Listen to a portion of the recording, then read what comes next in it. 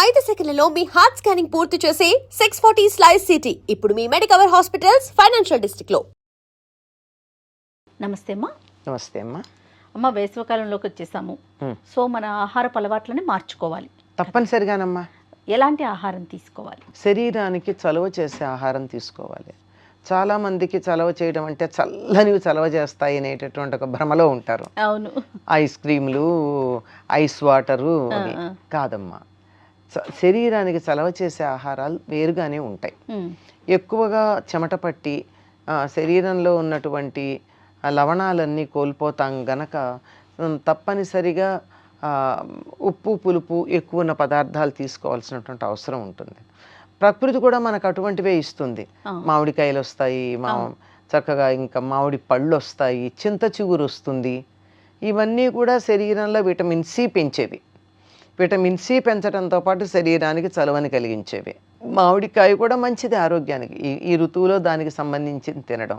ఇంకా చైత్రామలకం అని చెప్పి చైత్రమాసం వచ్చేటప్పటికల్లా బాగా పండిన పసుపు రంగులో పండి బంగారు రంగులో ఉండే ఉసిరికాయలు వస్తాయి. ఇవన్నీ కూడా ఆరోగ్యానికి చాలా మంచివి. వీటన్నిటిని స్వీకరించడం చాలా అవసరం. వీలైనంత వరకు మంచినీళ్ళు తాగుతూ ఉండాలి. ఈ మంచినీళ్ళు కూడా ఫ్రిడ్జ్లోవి కాదమ్మా, కుండలో. ఇది రాగి బిందె చాలా శ్రేష్టమని అందరూ ఈ మధ్య రాగి బిందెలు వాడుతున్నారు. వేసంకాలం వచ్చింది, ఇంకా రాగి బిందెలు పక్కన పెట్టి కుండలు తీసుకోవాలి. ఓకే, మట్టి కుండ తీసుకుంటే మట్టి కుండలో ఉన్న నీళ్లు మన శరీరానికి చక్కగా తగినటువంటి ఉష్ణాన్ని కలిగిస్తాయి. అందువల్ల రాగితో కాకుండా మట్టి కుండల్లో ఉన్న నీళ్లు, దాని మీద మట్టి మూకుడు పెట్టడం చాలా ప్రధానం. అది మర్చిపోతూ ఉంటాం మనం. మూత కూడా మట్టి మూకుడే పెడతాం, దాని బదులు వేరే ప్లేట్లు అవి పెడుతూ ఉంటాం. కానీ కాకపోతే తొందరగా ఆ తీసి పెట్టడాల్లో మూకుళ్ళు పడిపోయి చేస్తాం. కానీ అవి తీసుకుంటూ ఉండడం చాలా మంచిది. తర్వాత శరీరానికి వేడి చేసే కాఫీ టీలు వీలైతే మానడం మంచిదమ్మా. చాలామంది మానలేరు, కానీ తగ్గించండి. మానలేనప్పుడు తగ్గించటం ప్రధానం. దాని బదులు వేడివేడిగా ఏమన్నా తాగాలంటే రాగిజావ ఉండనే ఉంది కదా, అంతే. ఇంకా శరీరానికి చలవ చేయాలంటే సబ్జా గింజలు. ఈ మధ్య చియా సీడ్స్ అంటున్నారు. రెండు ఒకటే దరిదాపుల్లో. ఏమన్నా వెరైటీలో తేడా ఉంటుందేమో కానీ రెండు ఒకే జాతివిలా ఉన్నాయి. గింజలు అలాగే ఉన్నాయి. ఎవరో చియా సీడ్స్ ఇస్తే చూశాను. అవిను నీళ్లలో వేస్తే సరిగ్గా సబ్జా గింజల్లాగానే ఉబ్బాయి. కనుక ఆ సబ్జా గింజలు వేసినటువంటి నీళ్లు దాంట్లో కొద్దిగా అలాగే తాగడం మనకి ఇబ్బంది అనిపిస్తే ఒక 4 చుక్కల నిమ్మరసం, ఇంకా తక్కువ పించ్ ఆఫ్ సాల్ట్ వేసుకుని తాగినట్టయితే శరీరానికి కావాల్సిన చల్లదనం కలుగుతుంది. లోపల ఉన్నటువంటి జీర్ణకోశంలో ఉన్నటువంటి చెత్తా చెదారం కూడా బయటికి వెళ్ళిపోయేటటువంటి అవకాశం ఉంటుంది. ఇంకా శరీరానికి చలవ చేసేటటువంటిది పుదీనా ఒకటి ఉంది. అలాగే మజ్జిగ. ఇక కాఫీ టీల బదులుగా ఏదన్నా తాగాలనిపిస్తే పల్చని మజ్జిగమ్మ. 1 కప్పు పెరుగుకి 8 కప్పుల నీళ్లు కలిపి బాగా చిలికి, ముందరే చిలకాలి. నీళ్లు పోసాక చిలికితే కుదరదు కనుక ఒక పెరుగుని కొంచెం నీళ్లు పోసి చిలికి మొత్తం మీద 8 కప్పుల నీళ్ళు దాకా పోయాలి. అలా పోసి దాంట్లో ఒక నిమ్మాకు కానీ దబ్బాకు కానీ వేసి మంచి వాసన వస్తాయి. దాంట్లో కొంచెం ఉప్పు వేసి, ఈ రోజుల్లో ఇంకొంచెం జీలకర్ర పొడి కూడా వేసుకుంటున్నారు కావాలని. ఇవన్నీ వేసుకుని ఇంకా అందుబాటులో ఉంటే కాస్త నిమ్మరసం పిండుకుని అది కానీ అరగరగా తాగుతూ ఉన్నట్టయితే చాలా మంచిదమ్మా. అందుకే అసలు ఒకప్పుడు ఏమనేవారంటే ఈ మజ్జిగని దాహం అనేవారు. దాహం పుచ్చుకుంటారంటే మంచినీళ్ళు అనుకునేవాళ్ళం మనం, కాదు మజ్జిగనే అర్థం. ఇప్పుడు మన లస్సీలని చిక్కటి మజ్జిగ తాగుతాం. చిక్కటి మజ్జిగ తాగితే అది ఆహారం అవుతుంది, కానీ శరీరంలో చలవ కలిగించేటటువంటి దాహం తీర్చేది కాదు. వీలైతే ఈ మజ్జిగని కూడా ఫ్రిడ్జ్లో పెట్టకుండా కుండలో పెట్టుకుంటే మంచిది. చిన్న చిన్న కుండలు దొరుకుతాయి కదా, ముద్దుగా ఉంటాయి. ఆ కుండల్లో కనుక ఈ మజ్జిగ తయారు చేసి పెట్టుకుని ఆరగారగా ఎప్పుడు కావాలంటే అప్పుడు ఇవి తాగుతూ ఉండడం మంచిది. వీటన్నిటికన్నా కూడానమ్మా చిన్న పిల్లలకి బాగా ఉండాలి అంటే, పసిపిల్లలైతే చిట్టుడుకు నీళ్ళని ఇచ్చేవారు. అంటే అన్నం ఉడుకుతూ ఉండగా ఉడుకు చిట్టుడుకు అనమాట. ఉడుకు పట్టంగానే ఆ నీళ్లు తీసి పక్కన పెట్టి దాంట్లో కొద్దిగా ఉప్పు మజ్జిగ చుక్కలో వేసి పిల్లలకి అన్నప్రాసన అయిపోయిన దగ్గర నుంచి 1-2 ఏళ్ళు వచ్చేదాకా ఈ నీళ్లు కాసిన ఇచ్చేవాడు. వాళ్ళు రుచిగా ఉండడానికి అందులో నిమ్మరసం పిండి కానీ మజ్జిగ వేసి కానీ వాళ్ళకి నచ్చేటటువంటిది ఏదో ఒకటి చేసి ఇవ్వడం. కాస్త తినడం వచ్చినటువంటి పిల్లలు కనుకున్నట్టయితే వాళ్ళకి రాత్రి అన్నం దాంట్లో పాలు వేసి తోడు పెట్టి పొద్దున్నే పెట్టేవారు.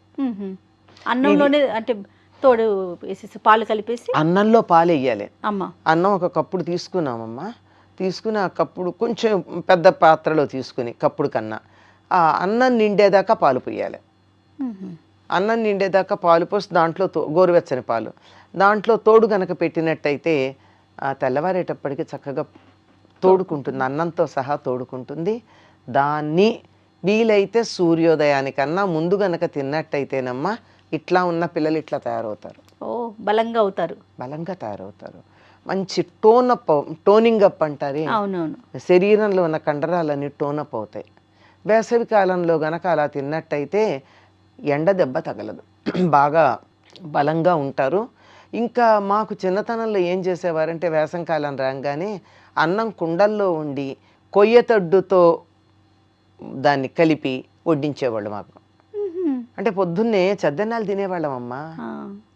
ఈ రాత్రి పెరుగన్నం కొద్ది మందికి, ఎవరికైతే అనారోగ్యం ఉందో వాళ్ళకి. మిగిలినటువంటి వాళ్ళందరూ నిద్ర లేవంగానే మొహం కడుక్కోవడం, స్నానాలు చేయడం, 7 గంటలకల్లా తినేసేవాళ్ళం.